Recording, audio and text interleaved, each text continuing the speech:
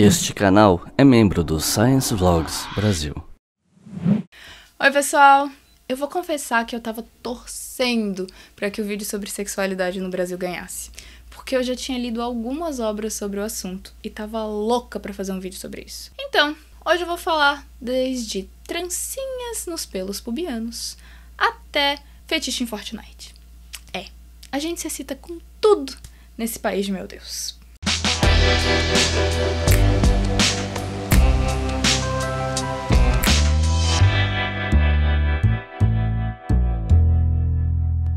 Falando sério, vocês não têm noção do prazer que é fazer esse vídeo, porque eu realmente estava interessada, tanto que eu cheguei a fazer um vídeo só pro meu Instagram sobre família tradicional brasileira, relacionando sexualidade e tudo mais. Então, se vocês quiserem, deem uma olhada lá depois. Bom, sobre esse vídeo, eu queria lembrar que, como sempre, todas as obras consultadas vão estar aqui embaixo na descrição. A maior parte dessa pesquisa se baseia em Devassos no Paraíso, do João Silveiro Trevisan, e em Histórias Íntimas, da Mari Del Priore. Também tem o Trópico dos Pecados, do Ronaldo Vain. Mas, antes de ir pro vídeo, eu tenho que falar o quê? Sobre a Doppel, né? Já faz um tempinho, tem a minha camiseta também lá. E esse mês a gente tem Black Friday. Comprando 8 camisetas, você leva 3 de graça. É só botar as 8 no carrinho, que o desconto é dado automaticamente. Mas, Luana, 8 camisetas é muito! Sim, mas aí você pode aproveitar, comprar 8 camisetas com os amigos, rachar os valores, o frete e tal. Isso é mais barato pra todo mundo. Essa é a oportunidade que vocês estavam esperando. Aliás, aproveitem também a Black Friday, que vai rolar do dia 24 de novembro ao dia 30. Agora é a hora de vocês levarem camiseta pra todo mundo dar, inclusive até no Natal. Bom, e agora que eu fiz os anúncios paroquiais, vamos pro vídeo? Bom, eu vou começar sendo um pouco agressiva, porque a primeira coisa que eu preciso dizer depois dessa pesquisa é que nós somos um país extremamente hipócrita. Não tem outro jeito de falar, porque publicamente nós temos aversão a tudo que nos dá prazer. O bom cidadão odeia transexuais, mas fantasia com eles. Diz que lésbica só existe por falta de mas fetichiza o relacionamento entre mulheres. Condena a homossexualidade, mas curte uma broderagem. E prega os ensinamentos da Bíblia, mas tem amante, frequenta casa de prostituição para fazer com as perdidas o que não faz com a esposa em casa. A coisa é que a gente vive nessa moral dualista há séculos, e nós continuamos a defender que na vida pública as mulheres sejam donzelas e os homens animais, incontroláveis até. Mas só nos relacionamentos heterossexuais, porque macho é impulsivo, mas só até um ponto. E qual o melhor jeito de começar esse vídeo se não falando sobre o mito do desejo sexual masculino irrefreável? Para falar sobre esse assunto aqui no Brasil, eu resolvi começar lá da colônia, quando quase todo tipo de prática sexual era justificada pelo excesso de virilidade masculina, inclusive a bestialidade, que hoje a gente conhece como zoofilia. Vocês talvez lembrem quando o Bolsonaro confessou num programa de TV que na cidade dele era comum ir atrás de galinha, da jumentinha, da bezerrinha, e que inclusive ele era adepto dessa prática. Pois é, na cabeça dele isso não passava de coisa de adolescente, e na época da colônia se pensava muito parecido. Embora a bestialidade pudesse até levar à fogueira, porque era isso que pregavam as ordens manuelinas e filipinas, esses casos eram muitas vezes ignorados ou corrigidos com uma centena de orações. Afinal, havia ameaças maiores à moral. E essas coisas acontecem, é o instinto masculino, ele é animalesco às vezes. A mesma desculpa era usada para os jovens que tinham relações sexuais ocasionalmente com outros meninos, mesmo que esses fossem seus irmãos. Embora o homoerotismo seja há séculos repudiado pela igreja e por motivos de moral e bons costumes, na época esses casos não eram classificados como sodomia, mas apenas como condutas juvenis que dariam lugar a outras práticas após o casamento. E olha que a Inquisição estava no Brasil nesse período, e pegando pesado por conta da reforma. Mas pecado mesmo era ter relações duradouras com outro homem. E o outro homem adulto. Até porque um homem mais velho, um menino, às vezes até uma criança, é uma espécie de iniciação. Mas casos em que se havia realmente um relacionamento, ou algo amoroso, ou até aberta preferência por homens, não, agora isso aí tem que ser perseguido. Assim como uma boa parte dos indígenas da América do Norte, sobre os quais eu falei nesse vídeo aqui, uma parte dos indígenas brasileiros também encaravam as relações entre o mesmo sexo com certa naturalidade, mas os europeus, não. O historiador português Gabriel Soares de Souza, em 1587, registrou que os tupinambás são tão luxuriosos que não há pecado que eles não cometam. E o também historiador Almícar Torrão Filho comenta sobre a presença de mulheres que adotavam a indumentária masculina e chegavam a realizar todas as atividades que eram vistas como dos homens, chegando até a se casar com outras índias. Elas eram chamadas de sacoembeguiras. E, bom, com o estabelecimento da igreja no Brasil, a perseguição a esse tipo de comportamento se intensificou e inclusive resultou em 1614 na morte do indígena Tibira, que foi brutalmente executado, e eu prefiro nem falar como, porque foi algo cruel demais para ser mencionado.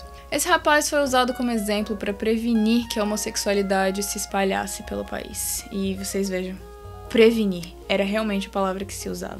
Era vista como se fosse uma espécie de doença contagiosa. E, em resumo, a igreja tinha problema mesmo era quando dois homens consensualmente mantinham uma relação.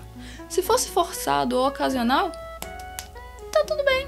Esse não é o meu problema, não tenho nada pra fazer aqui. Quem você acha que mais sofria com esses estupros? Acertou quem disse os escravizados. No capítulo 5 de Tópico dos Pecados, o Ronaldo Weinfass traz em detalhes narrativas da época sobre as relações de senhores com os seus escravos. Muitos deles tinham menos de 15 anos. Destacou-se na crueldade Francisco Serrão de Castro, um senhor de engenho paraense denunciado à Inquisição por um dos jovens de quem ele abusou. As meninas escravizadas também sofreram tanto na mão dos homens quanto das mulheres.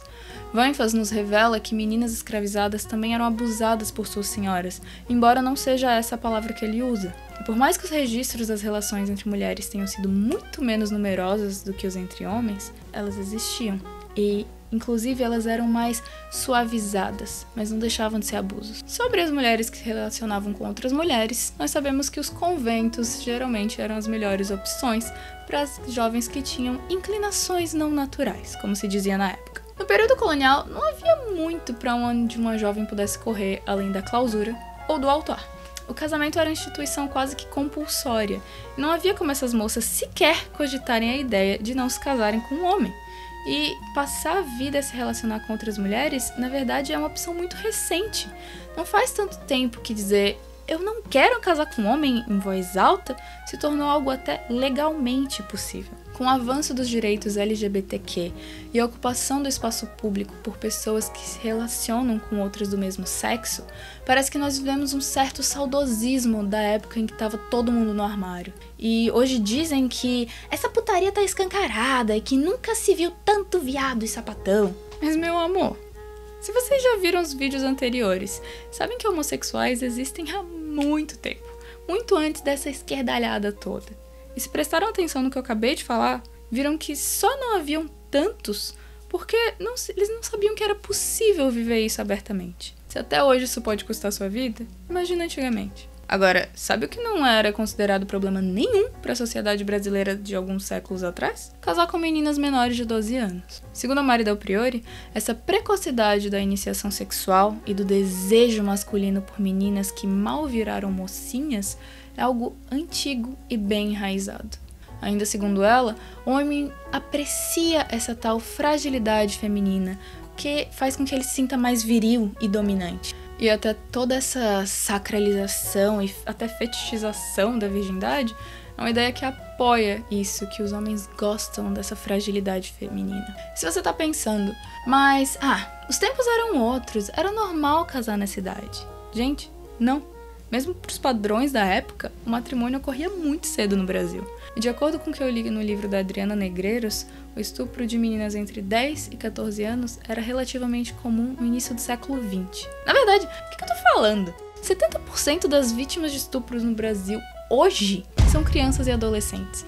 Esse ano o Brasil bateu recorde de estupros e 53,8% das vítimas têm menos de 13 anos. A iniciação sexual no Brasil acontece entre os 13 e 17 e o maior caso de internação entre meninas de 14 a 19 anos é para trabalho de parto. Então, Não, isso não ficou no passado. É uma cultura que tem raízes profundas e que são muito difíceis de serem cortadas. De acordo com os relatos de viajantes, era possível encontrar meninas entre 10 e 12 anos que já eram versadas na arte do flerte. E isso acontecia predominantemente nas camadas mais baixas, porque essas meninas sabiam o valor de um marido e que era preciso garantir o pão de cada dia. Ou seja, se casava para comer.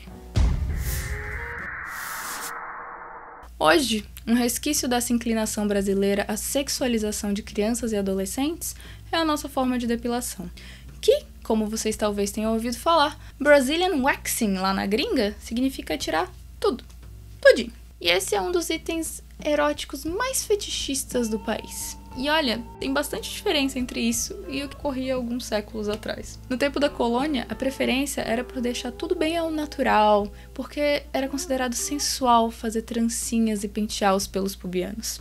É por isso que os anjos são todos lisinhos. Vocês nunca tinham parado pra pensar nisso? É pra poder não atiçar os pensamentos maliciosos dos homens. Um homem lisinho igual uma garrafinha. As coisas mudaram um pouco nessa forma de depilação lá pela época do Império, mas se mudou drasticamente mesmo lá pelo início do século XX. O problema é que com a industrialização, caímos numa coisinha que nós estamos presas até hoje, que é o tal padrão estético, que foi se tornando cada vez mais massificado. Embora hoje o corpo das modelos e influencers como as Kardashian sejam inspiração de milhões, no período do Império e no início da República, o padrão vinha das revistas e dos romances. Entre os absurdos estéticos que nós já tivemos, reinou por alguns anos a tal de moda do pé pequeno, que exigia pés macios, delicadinhos, pequenininhos.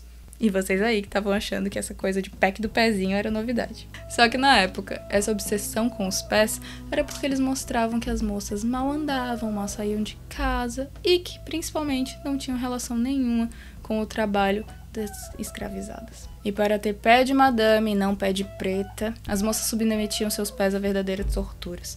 Usavam sapatos menores, amarravam em faixas e... bom, de tudo.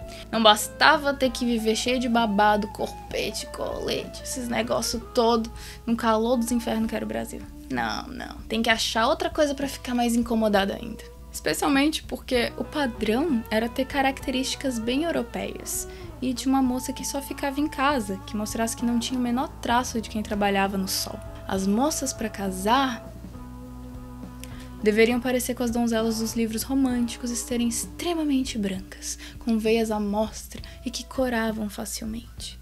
Acontece que no Brasil, que tem sol quase o ano inteiro, ninguém tava no padrão lá do Lord Byron. Então o jeito era usar cremes, às vezes cheios de chumbo, para clarear a pele. E é muito interessante essa influência dos romances no padrão estético para pensar o quanto tá enraizada essa ideia da heroína, da moça branquinha, loirinha, e o quanto isso influencia num termo muito interessante que eu recomendo que vocês pesquisem, que é a solidão da mulher negra. Sobre como os corpos negros são sensualizados, mas não são tidos como o ideal para estabelecer um relacionamento. Agora voltando sobre o padrão e tudo mais, desde o final do século XIX, as revistas passaram a anunciar de tudo. A coisa é que esse monte de produtos, especialmente os voltados para a estética, reforçam a ideia de que em algum ponto nós passamos a ter uma obrigação de sermos sensuais e gostosas. E que o envelhecimento é tido como repugnante. Todo o fluxo natural do corpo passou a ser repugnante. Então, até hoje, a gente tá nessa aí, de consumir 1001 coisas em nome da beleza e de uma sensualidade fabricada. Agora, falando em fabricação do erótico, vamos falar sobre pornografia? Como começar a falar sobre isso sem mencionar as pornochanchadas?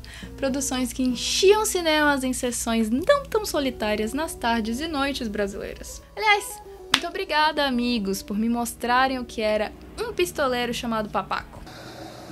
É vivendo que se aprende. Sim, os filmes sofriam uma censura, só podia mostrar um peito de cada vez, tinha uma quantidade limitada de palavrão, mas tinha várias tramas lá, inclusive falando sobre homossexuais. Só que elas eram encaradas como algo inofensivo porque era visto como cômico e não uma relação de verdade. Esse gênero perdeu força lá pela década de 80, mas aí algo muito mais forte ascendeu, que foi a pornografia. E desde então não parou mais. O Xvideos é o 18º site mais acessado no Brasil. E nós temos um fetiche esquisitíssimo por celebridades e políticos. Tanto que no dia depois da eleição, o nome do Bolsonaro e do Frota estavam no top trending do Xvideos. E falando em top trending, em 2017 o termo Overwatch foi o mais buscado. E em 2018 um dos principais foi Fortnite. Aparentemente não basta jogar, o pessoal tem que se engajar de verdade. Acho que eles estão esperando algo tipo aquele primeiro episódio dessa última temporada de Black Mirror, sabem? Se não, deem um Google, vocês vão entender. O estereótipo do nerd onanista tem lá o seu fundamento, porque há 2 anos hentai lidera o top search no Brasil e cosplay está em 9º lugar. Agora, quer saber um outro dado? A categoria bissexual é 46% mais pesquisada no Brasil do que nos outros países. A categoria mais buscada aqui é a de lésbicas, e ele é também o 2º termo mais pesquisado. Além disso, o Brasil é o maior produtor e consumidor de pornografia com transexuais.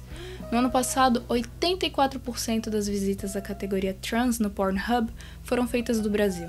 Ironicamente, nós somos também o país que mais mata pessoas trans. A hipocrisia brasileira frente à homossexualidade é tanta que o canal pornô Sexy Hot não transmite conteúdo homossexual, a não ser, é claro, de lésbicas. Embora em sua premiação anual tenha categorias de melhor vídeo gay, melhor atriz trans, melhor cena trans, etc., eles não produzem esse tipo de conteúdo. Para assistir a produções desse tipo, o usuário precisa comprar os vídeos especificamente no canal 4Men. Ou seja, até a pornografia que passa na TV é moralista. Moralista no sentido que tudo bem, humilhação feminina, abuso em set, gangbang, mas pornô gay? Com trans? Deus me livre! Essa p*** aqui não, só se você pagar mais. Aí tudo bem. Bom, pessoal, eu vou ficando por aqui. Eu queria poder fazer um vídeo enorme, porque eu me empolguei muito na pesquisa. Mas nós trabalhamos com a medida do possível, não é mesmo? Eu espero que vocês tenham gostado. Não se esqueçam de dar uma olhadinha lá no nosso Apoia-se, porque daí, quem sabe, a gente pode viver só disso. E aí eu faço vídeos com 3 pílulas de duração, se vocês quiserem. Muito obrigada por acompanharem o nosso trabalho e até a próxima.